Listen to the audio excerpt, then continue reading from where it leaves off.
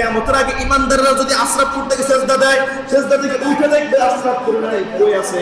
রাসূল বলতেছে যে জায়গা থেকে সিজদা দিবে ওই জায়গায় থাকবে না, সে সিজদা থেকে উঠে দেখবে সে জান্নাতের মধ্যে আছে। এই একটা সিজদার ভিতরে কিয়ামত সংঘটিত হবে। ঈমানদারদের জন্য একটা সিজদার ভিতরে কিয়ামত সংঘটিত হয়ে যাবে, কিন্তু ঈমানদার বুঝতে পারবে না এই সিজদাটা কত মূল্য। এই সিজদাটা কোনো সাধারণ ভাবে কোনো সিজদা নয়, এই সিজদাটা হচ্ছে সিজদাতুশ শুকরিয়া। এই শুকরিয়াতে করে আল্লাহর দরবারে যখন সুবহান রাব্বিয়াল আলা বলবে, তখন কিয়ামত সংঘটিত হয়ে যাবে। ঈমানদার মনে করবে আমি মাত্র একটা সিজদাই তো দিয়েছি, কিন্তু এর ভিতরে কিয়ামতটা সংঘটিত হয়ে যাবে। সুবহানাল্লাহ। একজন সাহাবী রাসূলকে জিজ্ঞেস করলো, ইয়া রাসূলুল্লাহ কিয়ামত কবে হবে? রাসূল বলতে লাগলো, তুমি যে আমাকে কিয়ামতের প্রশ্নটা করলে, কিয়ামতের জন্য তোমার ভিতরে কি খোরাকি জোগাড় করেছো? কিয়ামত যদি এখন সংঘটিত হয়, কিয়ামতের দিবসের জন্য তুমি কি অন্তরের মধ্যে কি জোগাড় করেছো? ইয়া রাসূলুল্লাহ, ইয়া হাবিবাল্লাহ, নবী গো, কিচ্ছু জোগাড় করতে পারিনি অন্তরের মধ্যে, একটা জিনিস জোগাড় করেছি। রাসূল বলল, কি জোগাড় করেছো? সাহাবী বলল, একটা দিনকে আমি তিনটা ভাগ করেছি, তিন ভাগের মধ্যে এক ভাগের মধ্যে আমি আপনি রাসূলের দুরূদ শরীফ পড়ি, আর দুই ভাগের জন্য আমি কর্মস্থলের মধ্যে ব্যস্ত থাকি, একটা ভাগ আমি আপনি রাসূলের জন্য দুরূদ শরীফ পাঠ করি। ইয়া রাসূলুল্লাহ, ইয়া হাবিবাল্লাহ, এই এক ভাগের জন্য কি আমি কিয়ামতের যে আলামতগুলো থেকে বেঁচে থাকতে পারবো? রাসূল বলল, না না, তুমি আরেকটু সময় বাড়াও। সেই সাহাবী বলতে লাগলো, আমি দিনকে 4 ভাগ করব, একটা দিনকে 4 ভাগ করার পরে 2 ভাগ আপনি রাসূলের দুরূদ শরীফ পাঠ করব, আর 2 ভাগ আমি আমার কর্মস্থলে ব্যস্ত থাকবো। ইয়া রাসূলুল্লাহ, ইয়া হাবিবাল্লাহ, এই 2 ভাগের জন্য কি আমি কিয়ামতের আলামত থেকে বেঁচে থাকতে পারবো? রাসূল বলল, না না, আরেকটু সময় বাড়াও। সে বলল, 4 ভাগের মধ্যে আমি 3 ভাগ আপনি রাসূলের দুরূদ শরীফ পাঠ করব, আর 1 ভাগ আমি কাজকর্ম করব। রাসূল বলল, না না, তাও তুমি কিয়ামতের আলামত থেকে বেঁচে থাকতে পারবে না। এবার সাহাবী বলতে লাগলো, ইয়া রাসূলুল্লাহ, ইয়া হাবিবাল্লাহ, আমি দিনের 4 ভাগের মধ্যে 4 ভাগে আপনি রাসূলের দুরূদ শরীফ পাঠ করব। এবার বলেন, আমি কি কিয়ামতের আলামত থেকে বেঁচে থাকতে পারবো কিনা? ইয়া রাসূলুল্লাহ, ইয়া হাবিবাল্লাহ, আপনি রাসূলের কত দুরূদের মর্যাদা, আমরা তো রাসূলের দুরূদের মর্যাদা বুঝি না। সাহাবায়ে কেরাম সারাটা দিন রাসূলের দুরূদ, সারাটা দিন অন্তরের মুখের মধ্যে দুরূদ শরীফ পাঠ করতেন। সুবহানাল্লাহ। সারাটা দিন সাহাবায়ে কেরাম রাসূলের দুরূদ জিহ্বার আগায় রাখতেন। সারাটা দিন রাসূলকে জিজ্ঞেস করলো, ইয়া রাসূলুল্লাহ, দিনের 4 ভাগে আপনার দুরূদ পড়ব, কিয়ামতের আলামত থেকে কি বাঁচা সম্ভব? বলে, হ্যাঁ বাঁচা সম্ভব। কেমনে ইয়া রাসূলুল্লাহ? বলে, আমার দুরূদের কারণে। সুবহানাল্লাহ।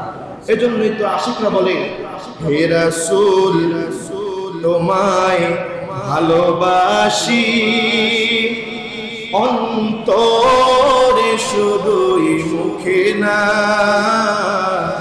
জান্নাতের আশায় নয় হে রাসূল, জাহান্নাম কেউ ডরে না, জান্নাতের আশায় নয় হে রাসূল, জাহান্নাম কেউ ডরে না।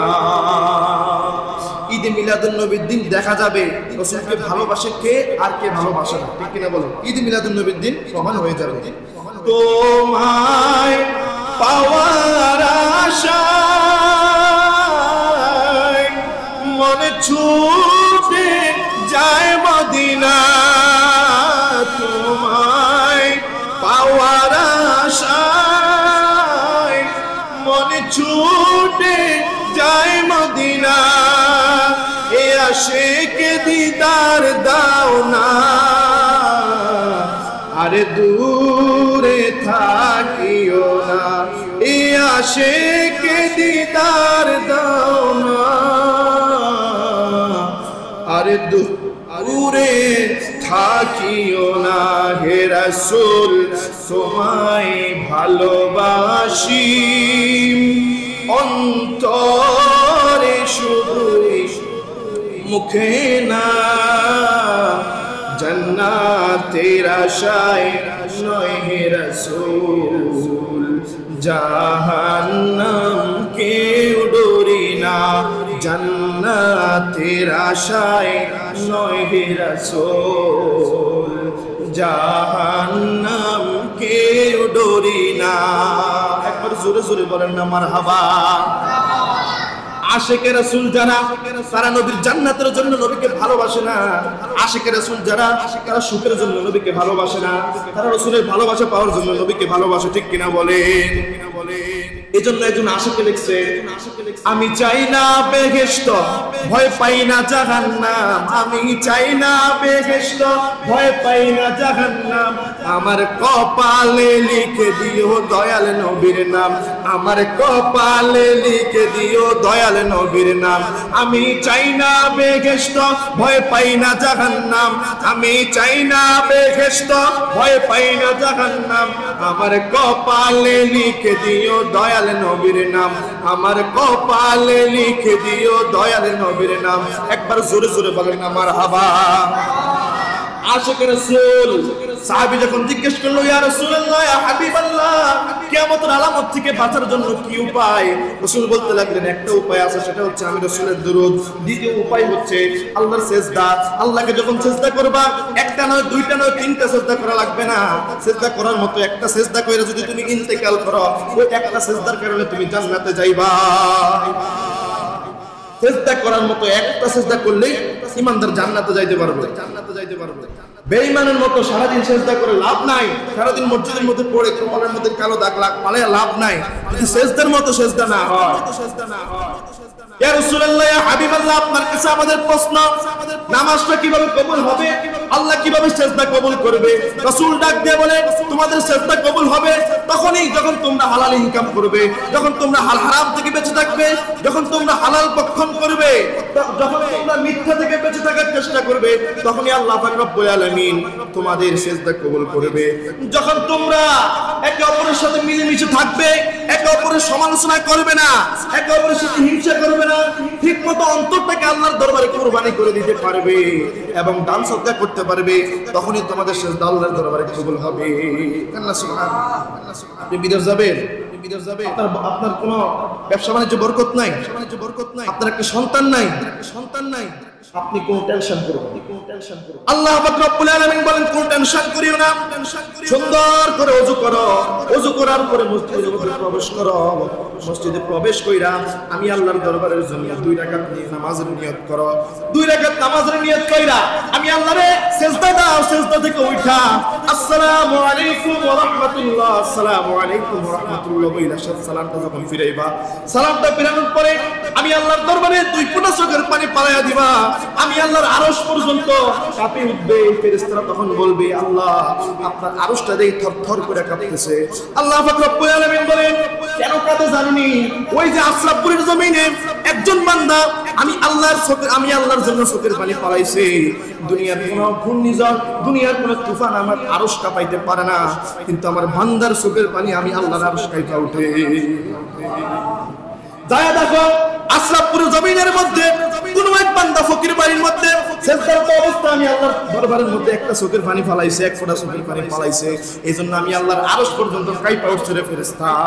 আমি আল্লাহর আরশ কোন টর্নেডো পর্যন্ত আমি আল্লাহর আরশ কাঁপাইতে পারে না, কিন্তু আমার বান্দা, একজন বান্দার চোখের এক ফোঁটা পানি আমি আল্লাহর আরশ কাঁপা উঠে। ভাইরা আমার, আল্লাহ পাক রব্বুল আলামিনের বন্ধু হাবিবুল্লাহ নূরুল্লাহ বলেন, ও উম্মতের দল, তোমরা যদি আমাকে পাইতে চাও, আমার আল্লাহকে পাইতে চাও, তোমরা চোখের পানি ফালায়া আমার আল্লাহর দরবারে সিজদারত অবস্থায় কান্না করো। তোমরা যদি কিয়ামত থেকে বাঁচতে চাও, তোমরা যদি কিয়ামতের আলামত সমূহ থেকে বেঁচে থাকতে চাও, আমি আল্লাহর দরবারে গিয়ে সিজদারত অবস্থায় এক ফোঁটা চোখের পানি ফালায়া দাও, আমি আল্লাহর আরশ পর্যন্ত কাঁপা উঠবো। ভাইরা আমার, রাসূল পাকের হাদিস থেকে বলবো। এখন এতক্ষণ বলেছি কোরআনে কারিমা থেকে, একটা হাদিসের ব্যাখ্যা দিয়ে আমি শেষ করে দিব। ইয়া রাসূলুল্লাহ, ইয়া হাবিবাল্লাহ, নবী গো, আপনি আমাদেরকে কিয়ামতের কয়েকটা আলামত বলে দেন। সমস্ত কিছুর কোন কাজ হওয়ার আগে আগে তার একটা নমুনা দেখা যায়। বৃষ্টি হওয়ার আগে দুনিয়াটা অন্ধকার হয়ে আসে, যখন রৌদ্র আসে তখন বৃষ্টিটা থেমে যায়, আগে ভাগে একটা নমুনা দেখা যায়। যখন ঝড় বৃষ্টি আসবে তখন আগে ভাগে একটু বাতাস আসে, এটা হচ্ছে নমুনা। ইয়া রাসূলুল্লাহ, ইয়া হাবিবাল্লাহ, আপনি আমাদেরকে কিয়ামতের একটা নমুনা দেখায়া দেন। আমরা ওই নমুনাগুলো দেখলে আমরা বুঝবো কিয়ামত সনিকটে। ইয়া রাসূলুল্লাহ বলতে লাগলেন, ও দুনিয়ার উম্মতের দল, কিয়ামত যখন সংঘটিত হবে তার আগে মসজিদ থাকবে না। মসজিদ হয়ে যাবে টাইসওয়ালা, মসজিদ হয়ে যাবে এসিওয়ালা, মসজিদ লাইট সুসজ্জা করা হবে, কিন্তু মুসল্লিগুলা হবে বেআখিরাত। মুসল্লি হবে না, মসজিদের মধ্যে মুসল্লি নামাজ পড়তে যাবে না। আগের যুগে দেখতাম ঘরের পাশ দিয়ে হাইটা যাইলে মুরব্বিদের গুনগুন শব্দ শোনা যায়। কোরআন তেলাওয়াতের কোরআন তেলাওয়াতের গুনগুন শব্দ শোনা যায় মুরব্বিদের মুখ থেকে। আর এখন যদি ঘরের পাশ দিয়ে হাইটা যায়, এখন ঘরের পাশ দিয়ে হাইটা যাইলে ঘুমানোর শব্দ শোনা যায়। রাসূল বলতেছেন কিয়ামতের আগে কোরআনকে তারা কোরআন মনে করবে না, শুধু নামের কোরআন হবে। আল্লাহ পাক রব্বুল আলামিনের বন্ধু হাবিবুল্লাহকে যখন জিজ্ঞেস করা হলো কেন কোরআনকে কোরআন মনে করবে না, রাসূল বলতে লাগলেন কোরআনকে তারা কোরআন মনে করবে না, ইসলামকে ইসলাম মনে করবে না। ইসলামের জায়গায় থাকবে, ইসলামকে তারা মুনাফিকদের মতো করে ফেলবে, মুনাফিকদের মতো তারা ফুলসজ্জা করবে। যারা ইসলাম গ্রহণ করেছে তাদের মধ্যে নারীরা কি করবে? ফুলসজ্জা করবে। তাদের মধ্যে নারীরা বিয়ের দিন নাচানাচি করবে, তাদের মধ্যে নারীরা বিয়ের দিন হলুদ লাগায়নি। বর্তমান সমাজের ভিতরে আমাদের বাংলার জমিনে ইসলামকে আমরা ইসলাম মনে করি না। দেবর আর ভাবি বিয়ের দিন হলুদ লাগায়নি। প্রতিটা বাড়ির মধ্যে ডেক্সেট বাজায়নি। কথা কইলেই দোষ। স্বয়ং রাসূলের হাদিস কুদসি থেকে প্রমাণিত। রাসূল বলল ইসলামকে তারা ইসলাম মনে করবে না, মসজিদকে মসজিদ মনে করবে না। শেষ একটা কথা রাসূল বললেন, সেটা হলো শেষের হাদিসটা হচ্ছে যে কিয়ামতের আলামত শেষটা, সেটা হচ্ছে আলেমদের মধ্যে দ্বন্দ্ব সৃষ্টি হবে। আলেমরা নিজেকে আলেম মনে করবে না, আলেমরা রাসূলের নীতি-বিধান পালন করবে না। এখন বলবে পালন করবে, আবার কিছুক্ষণ পর আবার ফিরে যাইবো। এরকম আলেম আসেনি। এখন বলে আমি সুন্নি হব, আধা ঘন্টা পর আমি ওয়াহাবি। এইরকম আলেমদের কারণে সমাজে যদি সংগঠিত হয় তাহলে তোমরা বুঝে নিও এটা সর্বোচ্চ কিয়ামতের আলামত। ঠিক কিনা বলো? হ্যাঁ তো ঠিকই কইবেন। এই জন্য তো রাসূল বলছে তারা ঠিক বলবে, সবসময় ঠিকই বলবে, কিন্তু ওই কাজের বেলায় যদি ঠুসই না হয় তাহলে কিয়ামত কেমন হবে? যদি কথা তারা নাই, তারা যদি কথা মানে, তারা যদি পরিবর্তনই হয়ে যায়, তাহলে কি কিয়ামত সংগঠিত হবে কিভাবে? তারা মানবে না, তারা বলবে আমি মানবো, কিন্তু তারা মানবে না। এই জন্য কিয়ামতটা সংগঠিত হবে। তারা কি করবে? এই জন্য কিয়ামতটা সংগঠিত হবে। আলেমদের মধ্যে দ্বন্দ্ব বেজে যাবে। কুদসি থেকে আলেমরা নিজেকে নিকৃষ্ট মনে করবে। আলেমরা এক জায়গায় এক কথা বলবে, আরেক জায়গায় গিয়ে আরেক কথা বলবে। মনে রাখবেন, যারা বলবে রাসূল ঈদ মিলাদুন নবী পালন করা জায়েজ নাই, যারা বলবে রাসূল হাজির নাজির না, যারা বলবে রাসূল নূর না মাটি, খোদা কি কসম, তারা মৃত্যুবরণ করলে, রাসূল বলছেন তারা মৃত্যুবরণ করলে আমার কোনো কিছু যায় আসে না। তারা মৃত্যুবরণ করার পরে আমার শাফায়াতের চিন্তা তারা করতে পারবে না। আল্লাহ পাক রব্বুল আলামিন সকলকে বুঝার তৌফিক দান। সকলে বলেন আমিন।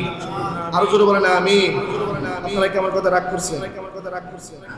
আজকের আলোচনা যা এসেছে তাই বললাম। বাবা আপনার দুইটা পাও আমার সামনে দেন, আমি জিহ্বা দিয়ে আপনার পাওটা পরিষ্কার করে দিব। তাও আপনি ঈদ মিলাদুন নবীকে বেজায়েজ বলতে পারবেন না। আপনি ঈদ মিলাদুন নবীকে পালন করবেন না, সেটা আপনার ব্যক্তিগত আমল, কিন্তু আপনি না করতে পারবেন না।